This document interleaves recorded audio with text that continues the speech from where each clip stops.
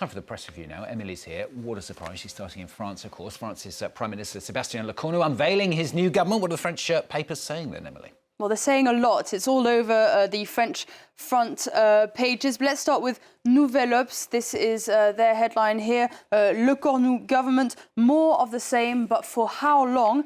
The paper wonders if Lecornu's government will break a double record. Quotes, will the government, which took the longest to be formed, also be the shortest lived? Libération also covering this, obviously, on their front page here and questioning the lack of change. A breakaway is not for today. The headline here, quoting the Prime Minister back at himself. Lecornu had promised a breakaway from Bayrou's government when he first took office. But now 12 of the 18 ministers appointed are leftovers from the Bayrou government. Now, obviously, this isn't going down well in the left of the press. This is the front page of Mediapart here. It calls it the ultimate affront. It accuses Emmanuel Macron of turning a blind eye to the downfall of his previous government. And it says that nothing seems to matter except, quotes, turning a camp into a clan whose only ambition is political survival. Now, it's not going down on the right of the press either. This is the front page of Aujourd'hui en France. It's discussing how the new government might fall. Bruno Retailleau, despite being renamed as minister, is unimpressed by the composition of the government and has summoned his party, Les Républicains, to a strategic meeting this morning. He's already threatening to jump ship. Finally, on this, Le Figaro, this is their front page here, covering the government's first hurdle. It says that Lecornu's main problem is not the parliamentary battle ahead, but those being acted out in his own government. Let's talk about Donald Trump's 20-point peace plan then. Mediators set to meet in Egypt today for indirect peace talks between Hamas and Israel. What are the papers saying on this one then? Big story in the papers, and even on the front pages of some French papers. This is L'Humanité today, their front page there. The urgent need to stop the massacre. Peace talks are set to begin in Egypt in hopes of a ceasefire and the return of the hostages. Humanité, though, says that Netanyahu seems to be willing to do anything to sabotage the process.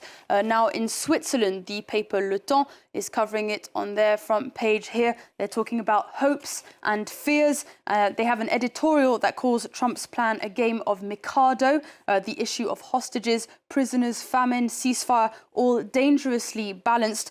This article says that moving any of those without causing the whole thing to collapse will be extremely complicated. Now, in the States, the New York Times has this article here looking at the sticking points which could derail diplomatic efforts. The article says that although Hamas is prepared to release the hostages, it has not agreed to all of Trump's provisions, the main one being Trump's demand that Hamas disarm. But Politico, taking a look at Hamas, it says that Trump's Gaza plan could work with or without Hamas. The article says that one reason for optimism is Trump's investment in the plan.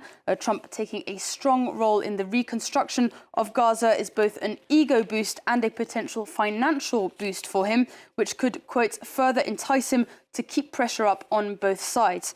Now, finally, on this, The Guardian is choosing to go for a cartoon to illustrate Trump's motivations. Here he is with a blueprint for the future of Gaza, which looks strangely like the Nobel Peace Prize.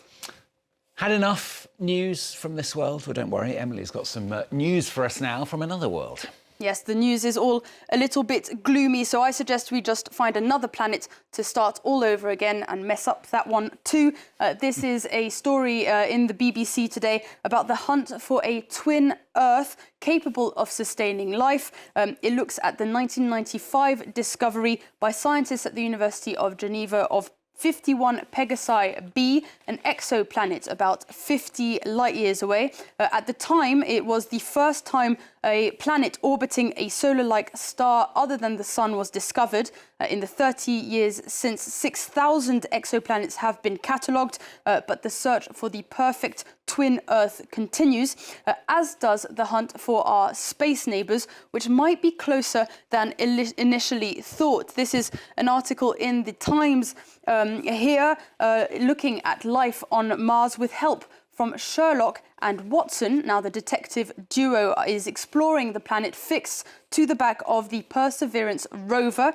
Sherlock Holmes and Dr. Watson gave their names to some of the equipment on board, instruments which might have discovered the strongest hint of life ever detected on Mars. I can show you a picture of what it found here.